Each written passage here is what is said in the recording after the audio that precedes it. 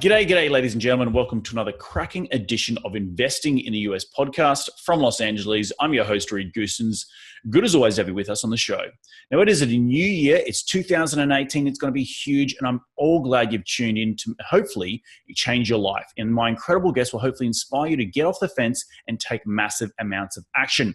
This show is for anyone who wants to invest here in the United States, not just international investors, but anyone who wants to make it big here in the US. As you know, I'm all about sharing the knowledge with my loyal listeners, and there's absolutely no BS on this show, just straight into the nuts and bolts. If you do like this show, please give us a review on iTunes, and you can follow me on Facebook and Twitter by searching @ReedGoossens.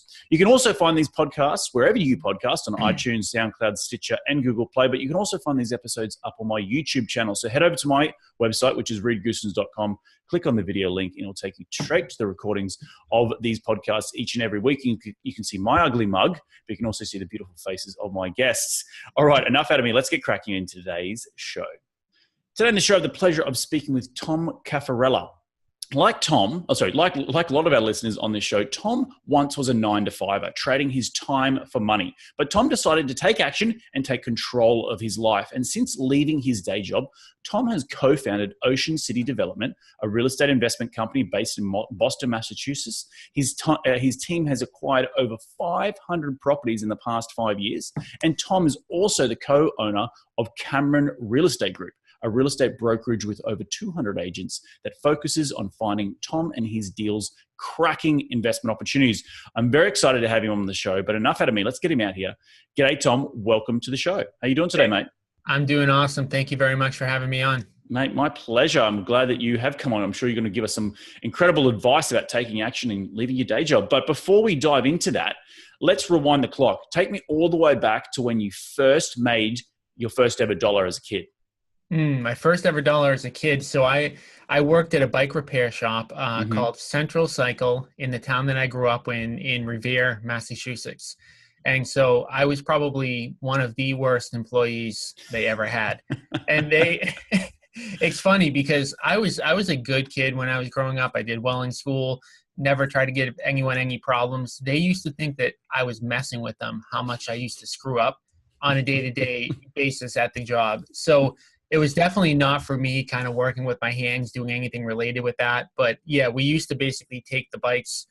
They used to get shipped to the store, and then we used to have to assemble them. And that was probably one of the most challenging things I've ever done personally, which is pretty sad. How old were you at the time? I was 13. So, I wanted to get a job when I was 10. I mean, I always wanted to work. And the second that I was legally able to, which was 13 in Massachusetts, I just went out and got a job. That's awesome. It shows a lot of, I ask that question to a lot of my guests on this show, and it shows the people who, and nearly pretty much 99% of them all have jobs at a young age, 13, 14, they're out there hustling, making their way in the world. But tell me, now let's bring the clock forward a little bit. So walk me through your career. You said you were in a 9-to-5, but you got out of that. So did you go to university? What did you study? And how did you get the realization to want to leave your day job? So growing up, the only person I knew who was ever successful was my grandfather, and he owned a bunch of real estate. And so nobody encouraged me to get into real estate. In fact, a lot of people discouraged me from getting into real estate, which is why I ended up getting into a 9-to-5 job. But he was the only person that I knew that had full control over his time and had a lot of money. So I wanted to do that at a young age, but then I got discouraged to doing it. Everybody says you've got to go to college. So I went to college. I double majored in biochem because I was actually thinking about doing pre-med. I did pre-med. I was thinking about going to medical school. But then as I was working as a pizza delivery boy, I was probably 19 in college at the time, I listened to a book, Rich Dad, Poor Dad by Robert Kiyosaki. I think, yeah, I mean, I think everybody's read it. And after you read that book, and I grew up in an area where, everybody's kind of a blue collar worker, and, it completely opened my eyes to a completely different world, a completely different way of thinking. And, I read a lot of his books, and unfortunately, they kind of all say the same thing, but I love the first message, right? So you've got to be an entrepreneur, you've got to build your own business, everything like that. So at that point, 1920, I was pre-med. I said, I've got to do something in business. So I ended up double majoring and got a business degree as well.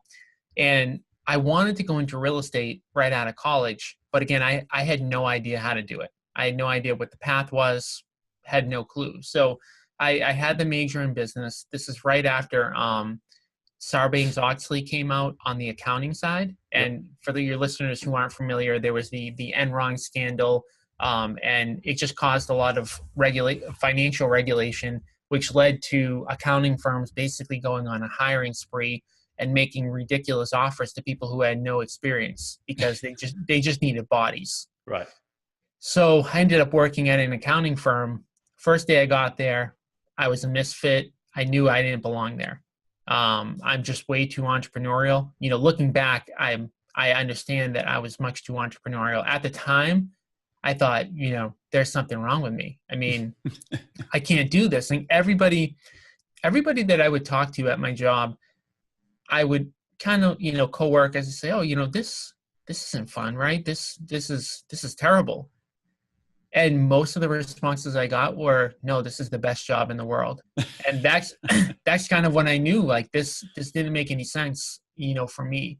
And so I basically spent my first year and a half as an accountant, just like trying to force something that was never going to happen. Mm-hmm. Spent all my time reading, learning about real estate.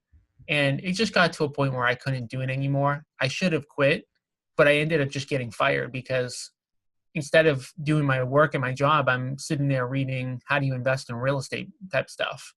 So I got forced. I got forced to make a decision at that point. Go ahead. I was forced to make a decision when I got fired. Am I gonna, it was a breaking point for me. Am I gonna pursue my dreams and really what I feel I was destined to do, or am I gonna conform to the rest of society? I think you bring up such great emotions within everyone who's probably listening to this show. Me personally, I remember sitting at my day job and going, as a structural engineer, going, what the hell am I doing, right? I can't be sitting in a cubicle for the next 40 years of my life, But to get that courage, and I guess you didn't leave, so you were fired, but you were forced into it. Was there any sense of butterflies and, oh gosh, here we go?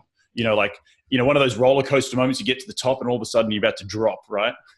Well, it took courage. I mean, I got fired, but I could have gotten another job pretty quickly. So the courage was, do I give this a shot? Mm-hmm. And again, looking back on it, I mean, I think this is the biggest thing. You talked about taking massive action. I think the perception in a lot of our heads is that we are taking this enormous risk. But really looking back on that time of my life, I mean, it wasn't a big risk. I mean, what did I have to lose at that point? I could always go back and get another job. I at least owed it to myself to try to do something that made sense for me. And, I'm 35 years old right now. I love what I do. Now that I'm doing something that I love what I'm doing, I'm going to be 80 and they're going to have to be wheeling me out of the office because I like what I do versus doing something that you hate doing every single day and looking at the clock. It's 4:45. I've got 15 minutes left. And that's just not, the life that I think anybody really should live. No, I think it's really what you just said. You can always go back and get another day job, right? That's the thing that people don't understand is that they build themselves all up. And obviously a lot of people have read the book, The 4-Hour Workweek, it walks you through the step-by-step guide of like, it's not that, so what, you go back and you get another one, what about, who cares about your health insurance? There's plenty of health insurance options out there. There's just like all these steps that you can do. And really at the end of the day, there's a great meme that I've seen, and it's a horse tied to a plastic chair. And the horse could just pull away and the plastic chair could go with it. But we've all got this mental sort of, what's our plastic chair in this moment? And a lot of people just get so sucked into the monthly paycheck or the bi-monthly paycheck, and they think they're going to get all these benefits and blah, blah, blah.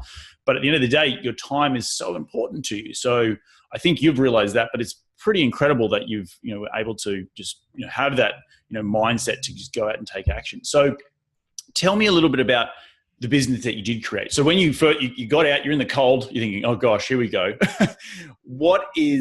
Had you done a deal yet? Had you even, looked into buying deals or just getting started? Like, where were you in the process? So at that point in the process, I wanted to buy I wanted to buy multifamily real estate. The very second I ended reading Rich Dad Poor Dad, I said, I've got to invest in real estate. This makes sense. I saw my grandfather do it. There's nothing about it that I don't want to do. Mm-hmm. So while I was working the CPA job, I would always go out and I would always look at properties. Unfortunately, at the time, Boston real estate was so overvalued. So this is going back to 2005, 2006, when we were at the peak market cycle. So I would, going by the Rich Dad Poor Dad, you've got to buy properties that make money on day one. Every property that I looked at on day one didn't make any money in Boston. So I never bought anything. And part of it was fear too, but part of it was just knowing the numbers and knowing they didn't work. So I was kind of unlucky when I first wanted to get into it, but then I got really, really lucky. So I got fired in December of 2007. As we know, the financial world collapsed pretty much right after that. Right. So it couldn't have gone any better for me, because the stuff that was selling for $300,000 in December of 2007 was selling for $150,000 in December of 2008. Right. So I basically got into real estate investing probably at the best time you could get in the last 50 years. Mm-hmm. And so, did my first deal, and my first deal, by the way, wasn't even a buy and hold. It was a wholesale deal that I got under contract, and I sold to another investor. So, but like I said, I just got in right at the right time. I was ready. I will say that I was prepared because I had done all my research, all my homework. I understood not everything about real estate investing, but I understood a lot. And so basically the second that the market did collapse and the second that I got fired, I was ready to take action. And don't get me wrong, my first deal was very nerve-wracking, but as time goes on, you get used to doing it. Yep. No, I think the small little runs on the board were helping you get the confidence to go out and do more and more on deals. So now talk to me about how long, so what are you doing now with your business? And maybe we can talk a little bit from a restaurant point of view. Walk into a restaurant, there's a menu. What's the free stuff that you give out in your business? What's your sort of mission statement? What's your morals? And then what's the sort of the caviar and the lobster that your high-end clients will want to come in and to your restaurant and order from you? So the way that my business, operates, at the end of the day, we're a lead generation business. And so as a real estate investor, what we're always looking for is people who want to sell their properties at a discount. Right. And there's a certain percentage of people that do. A lot of people who aren't in the real estate investing business don't understand that there are plenty of homeowners out there that actually need us. So what we focus on every single day is getting in front of as many homeowners as we possibly can. By getting in front of as many homeowners as we possibly can before their property hits the market, we're able to get to them before they make any selling decisions. And so you talked a little bit about the fact that I've got a 200-person real estate brokerage. When you talk about a restaurant, the menu that we've got and what we're really trying to serve, our mission statement is doing what makes the most sense for the seller. So when we go out, we meet with the seller face-to-face. We spend about 45 minutes analyzing where they're at, where they're looking to go, and how we can help them before making a recommendation. So just like, a server at a restaurant is going to tell you, what they think is the best thing, what special there is today that they would recommend. We can't do that unless, as a real estate investor, until we've analyzed their situation. Right. So we're going to ask them 30, 45 minutes of questions before we can even say what makes sense. In 90% of the cases, what we're going to recommend on the menu is actually just to list their house the traditional way. Mm-hmm. Because that's what makes the most sense for that person. If they're able to go through inspections, if they don't mind having an appraisal, if they want to wait for the buyer to get approval for financing and all that good stuff, then that's what we give them. That's what we serve them. If it makes sense to sell to an investor, and about 10% of the time it does, then we're going to recommend the investment route. And the investment route has pluses to it and it has minuses to it, just like selling retail. Like when you're selling retail, the negatives are, that buyer might get an inspection report with stuff that isn't even bad, and they might get scared and back out because they're a first-time home buyer and anything could scare them. Or they could get denied for their loan a week before closing. or your house could sit on the market for longer than you think. So there's pluses and minuses of that, item on the menu. And then the other item on the menu is selling to an investor. And the benefits of that is there's no inspection, it's fast, or it could be slow. Some people want to sell in 9 months, and we can buy it in 9 months. And the benefit of that to them is that it's going to be flexible. We're going to pay them cash, and it's going to be simple. And the negative to that is that the offer is probably going to be a little bit less than what retail is going to be. So we really, as the servers, are really, we don't just say, hey, this is what's on the menu that we want to give you. We ask them questions, background stuff, so that we can figure out what makes the most sense to recommend to them. Yep, it makes sense once you've got somebody in the business, or in the restaurant, I should say, to recommend the different options that they have. So it sounds like you guys have set up a little bit of a business ecosystem. From you've got your agents on one end bringing in the leads, and then you have an options to explain that either you sell as a retail, or you sell to, and I'm assuming you sell to you guys as the investors to then flip the houses. Is that correct? So again, to go off the restaurant analogy, we then determine, once we get somebody that wants to sell, and once we make the recommendation, we've got to figure out how we're going to cook it. And how we're going to cook it is how we're going to make money. And so how we're going to make money depends on the deal. So for example, in Boston, if it's a 3-unit or more, I'm probably going to cook it so that I'm going to own it and rent it out and keep it as a multifamily in my portfolio. Right. If it's a single family, if it's a condo, we're going to then probably make a determination either to fix and flip it or to wholesale it to another investor. Because the market's so tight right now in Boston, like it is in LA where you're at, in most cases, we're probably going to flip it because we've got the capital and we make more money doing it that way. But when the market starts to change and there's more inventory available and there's more deals than there is capital, at that point, we might wholesale a little bit more than we're doing today. But got it. For a newbie investor, how we got started was wholesaling, because we didn't have any cash when we first started. And, we would lock up great deals and it would be like, oh my God, now we've got somebody who wants to sell under retail. What do we do with it? We can't close on it. So we would wholesale it to somebody else. So at the end of the day, we get that fresh meat and we determine, okay, how do we want to cook it? Do we want to put it in a stew? Do we want to, grill it, or do we want to whatever? So, but the key though is really to get it in front of as many sellers as we possibly can, because that's what gives us the opportunity to even get to the point where we can cook something. Right. It's interesting that when I talk to people like yourself, I've interviewed hundreds and hundreds of real estate investors and entrepreneurs and business owners. And the number one thing, and it's a book I'm going to bloody write this year, is business ecosystems, and what you've created by, okay, I'm a real estate investor first and foremost, but I need to get leads. So I need to create a real estate brokerage company to feed the beast. Right. Yep. And if you can't, and then one feeds the other, you still get fees and profits from building out a brokerage company, but it helps you with regards to creating a fantastic pipeline. So do you want to talk a little bit about, did you just stumble into that? Did someone come up to you and say, hey, Tom, you need to start a brokerage company because the fact is it's going to feed your other beast? Or was it just more of I just took the blinkers off and I realized that I needed to do this? I've tried a lot of things. You talked about being an entrepreneur. I've tried a lot of different things. I like testing different things. I failed at so many things. The brokerage side was the exact opposite. The brokerage was something I never wanted to build. I had no interest in building a brokerage. It just kept making money.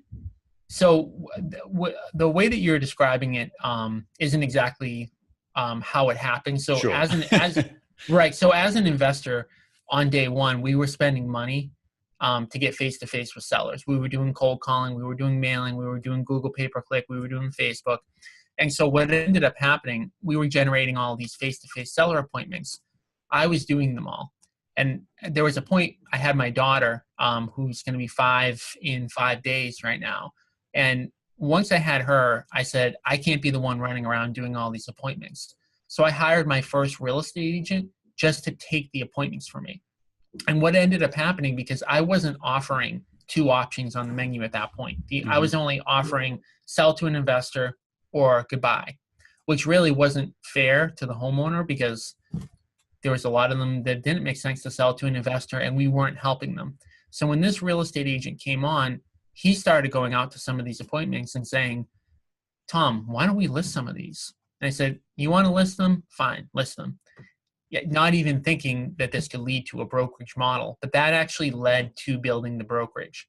Wow. So not only now do my real estate agents close those as investment deals and as listings, but my real estate agents also raise capital for me. My real estate agents also make money for me by doing their own deals, and then they also bring deals to me. So I fought building the brokerage because it really was just not a business model that I was very interested in. And again, doing the exact opposite of the entrepreneur type thing.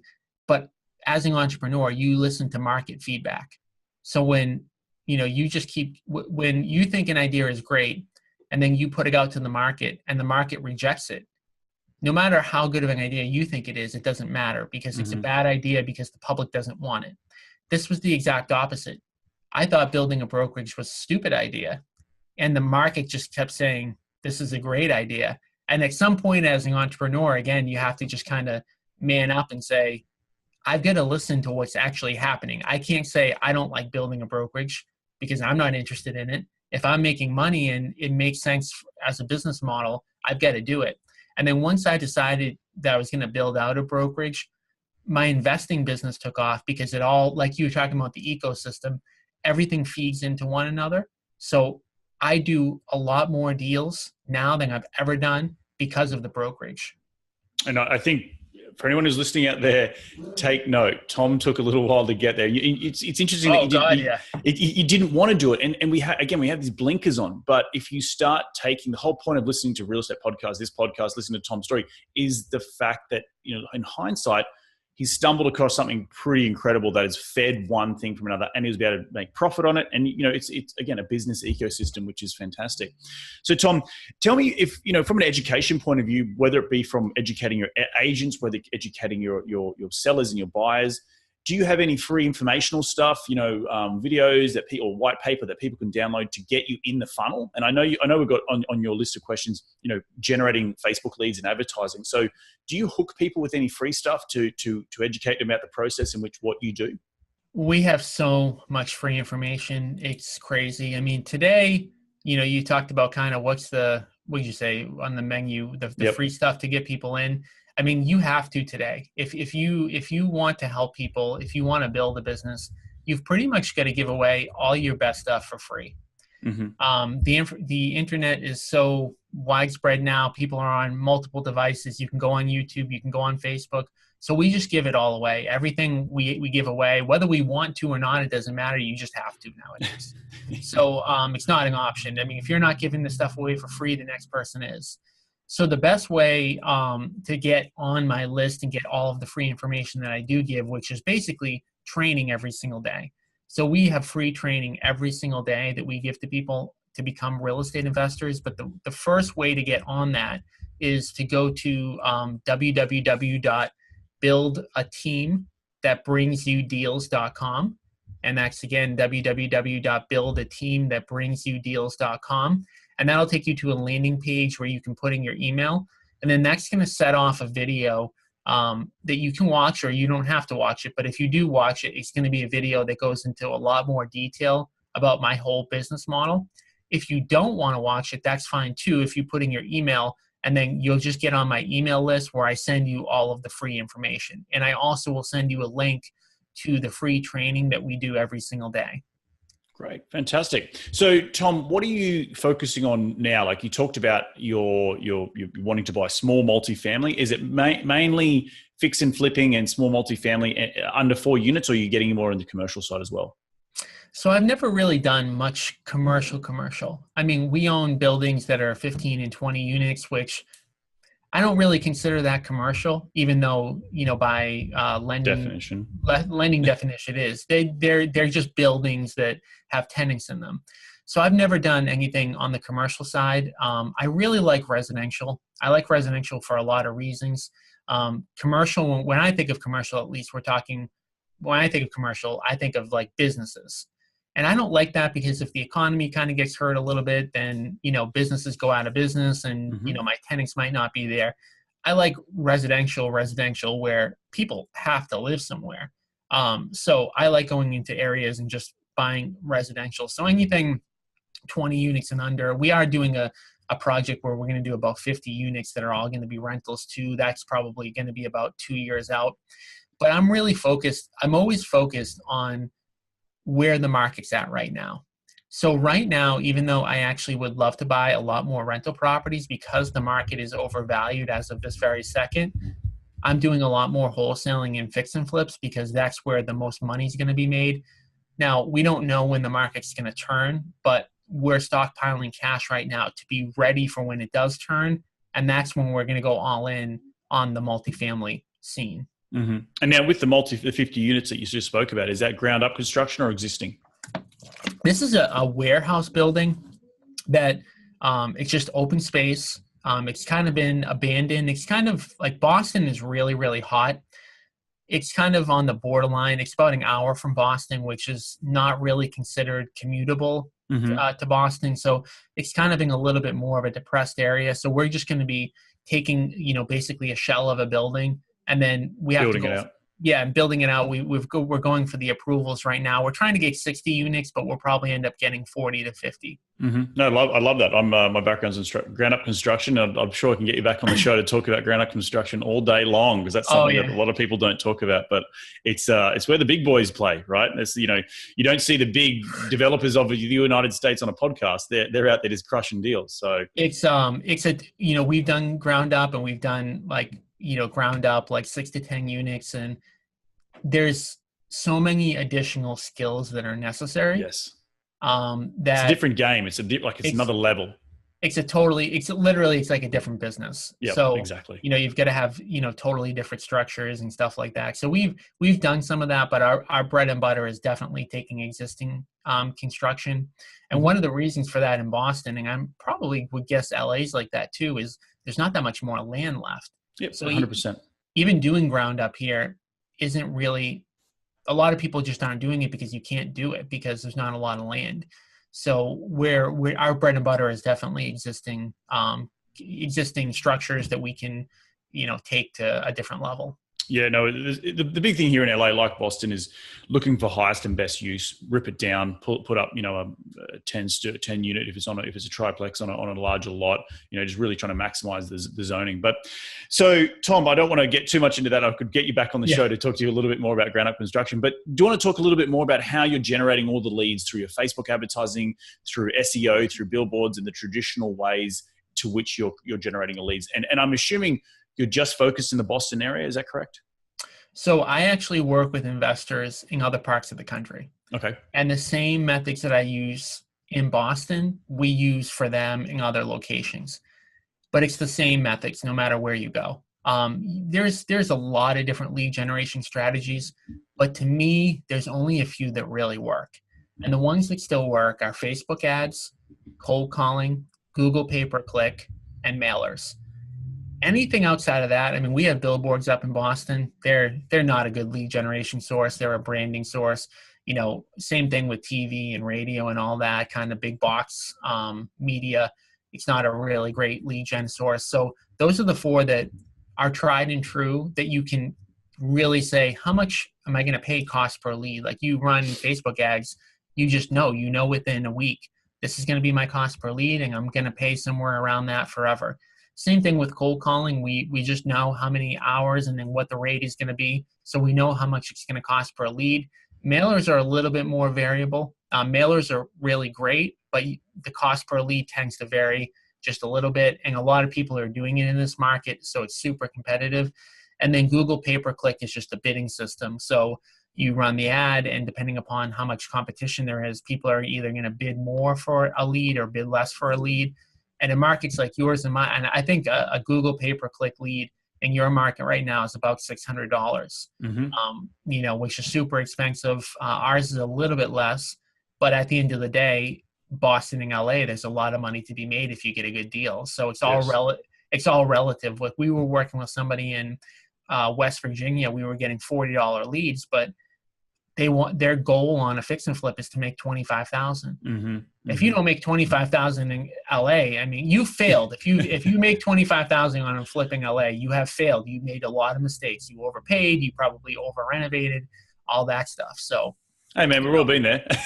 I've lost money on a lot of different deals. I mean, I think that's the biggest risk for newer people, which is why a lot of newer people, it may make sense for a lot of them just to wholesale out of the gate. Yep, no, 100%. So, mate, what have you got planned for 2018? It's going to be a huge year, both professionally and personally. Yeah, so 2018, the brokerage is really where I'm pushing it, because I really feel like the model that we have is going to be everywhere. So I've been working with other real estate investors across the country that are working on generating leads and then building out a brokerage behind it, because it really feeds itself. So the way that the model works is that for every dollar I spend on motivated marketing to get in front of sellers, we should get more than $1 back just on listings alone. So say that our marketing budget is $3,000 a month, we'll probably get back $4,000 a month just in listings. But what that allows us to do is basically have an unlimited marketing budget for our fix and flips, for our wholesales, for our buying holds. So I've been strategically looking and working with people and having them fly out to my office to get kind of a behind the scenes look at what we do and showing them our model. And basically, especially for people that are already generating leads, this is a no-brainer, because if you're an investor spending money on marketing, most of your leads are going to end up being retail. So we show them the methods and the strategies on how to maximize your ROI on the listing side so that you have an unlimited marketing budget, right? Because if you spend $3,000, you get $4,000 back just on the listing side. There's no cap on what you're going to want to spend. So we've been working with people, and we feel like we've really dominated the brokerage scene in the Boston market. I mean, I went from 0 to 200 agents in 2 years, and it's based on this model. So we're working on other investors across the country to get this model where they are.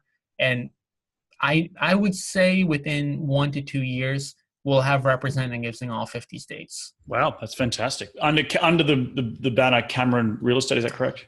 You know, that's still kind of something that we're thinking about. Doesn't even make sense to do it that way. I mean, my main thing is getting the model out there. And whether it's my brand or somebody else's brand, that's something that I'm not even 100% sure I even care about.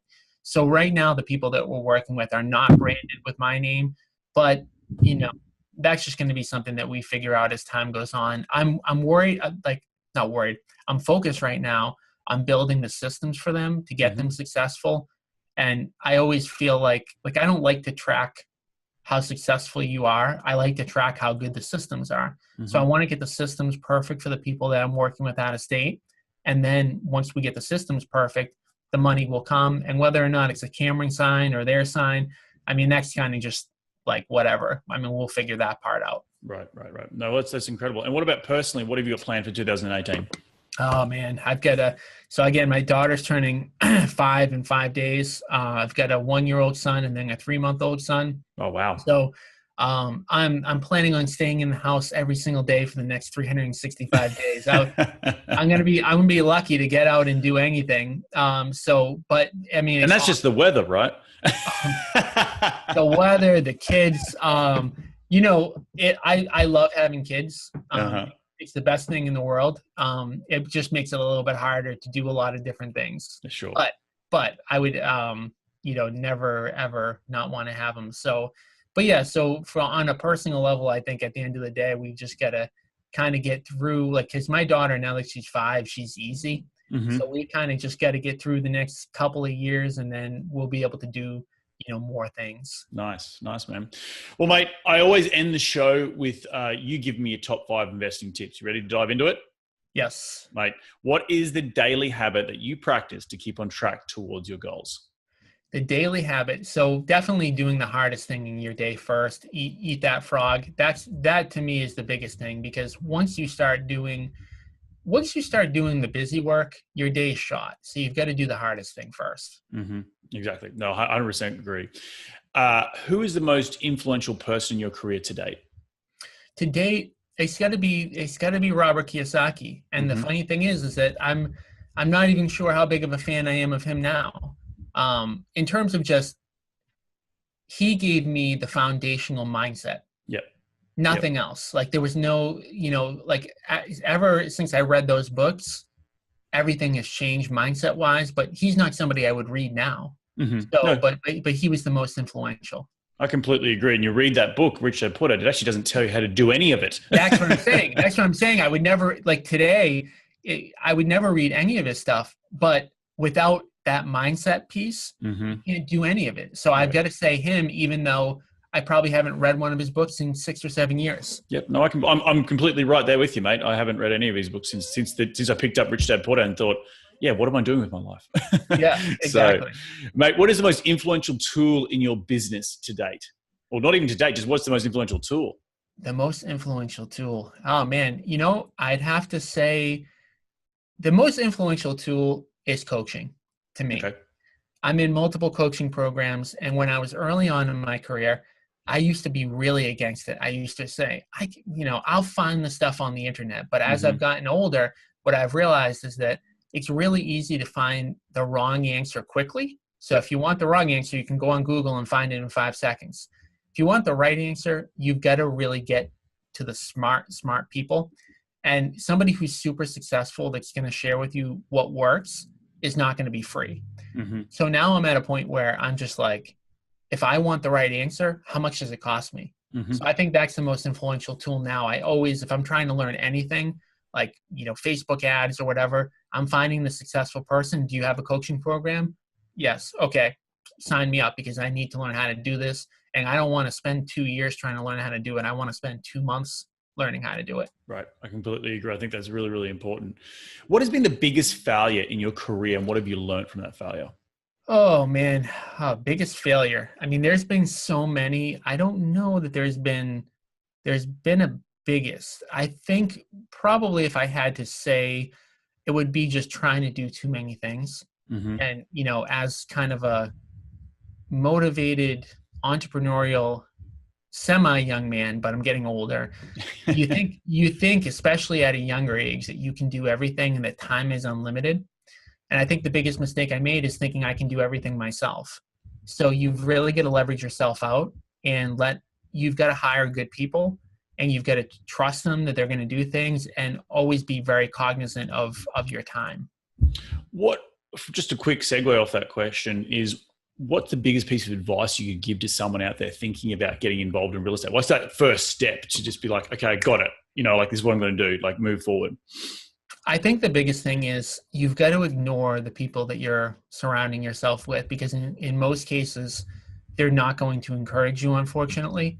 And in a lot of cases, the people that really care about you, that want you to succeed, may discourage you from following your passions because they don't understand what's required and they don't understand that you can be successful doing it. Sure. So I think you've got to get around people that have done it, and you've got to get around people that are going to support that. And I mean, what would you say? I mean, what percentage of the world is entrepreneurial? Oh, geez, what? I don't even know. Less than 5? That's what I'm saying. It's low. I mean, I don't know the answer to that either, but we both know that if we walk into a room with 30 people, we're lucky to find one person that we can have an entrepreneurial conversation with. Mm-hmm. Mm-hmm. So let's say it's 5, right? You walk into say that you have 20 friends. Only one of them is going to say, yeah, you should go for it. Mm-hmm. So then you're going to have 19 other people telling you, you should not do this. You've got a great career. What are you doing? So you've really got to separate yourself and understand that if you understand the statistics that 95% of the world is going to tell you this is the worst idea, I think you just got to get past that point and surround yourself with more of the people that are in the 5%. And if you can surround yourself with people who have done it, I think that might have been another big mistake in the beginning for me, is that I did it all on my own without anybody kind of ahead of me kind of giving me advice and saying, look, this is normal. This isn't normal. You should do this. You should do that. Just basic encouragement and stuff like that. No, I think it's really good stuff. And, to that, and I'm sure you're over the last, however many 7 years that you've been doing this, like myself, like you start to surround that 5% turns into 50%, turns into 70%, like when I now think of like how many entrepreneurial people in the world, I'm like, well, in my sphere, there's like 100, but you know, but like in the greater world, it's a lot less. And I know what you're trying to mean. It's a weird thing because once you start to surround yourself with those people, the 5%, you kind of don't even want to talk to the other 95%. It's a very weird thing because it's literally like it's two totally different core values. Mm-hmm. And it's difficult for me. It really is a struggle, you know, talking to people that I grew up with.